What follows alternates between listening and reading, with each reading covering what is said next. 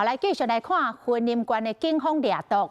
这个警方发现到药头啊、甲药卡赛车出现伫个斗六街啊，出动几台的警车，甲嫌犯的车前后包围，啊，就趁嫌犯的车卡伫个车阵的时阵，一个便衣警察冲过去，敲破这个车窗，甲人压制。迄个瞬间是惊险万分，附近真侪民众看到拢着车惊，心哼。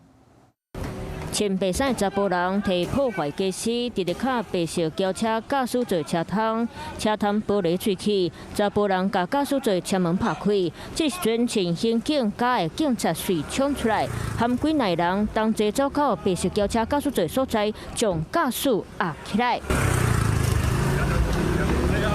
原来喊破车窗穿白衫的查甫人嘛是警察，当时警察出动真侪台警察车，就伫咧云林斗六市的大路包围嫌犯驶的白色轿车，街路真侪人来来去去，车嘛真侪台，拢去这场警察掠歹人的画面，惊到唔敢挖过。警察查的啦，掠毒品的，有弄车窗哦。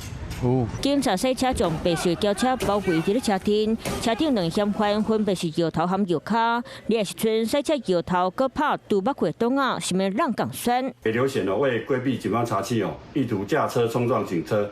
本大队同仁迅速反应，以3部侦防车包夹。加在当时警察赛车挡伫咧嫌犯轿车后壁，才无互嫌犯走去。两人拢互摇落车，嘛伫咧因的车顶抄到27包毒品的咖啡包，佮开头明2包，含5万块现金，以毒品罪嫌移送法办。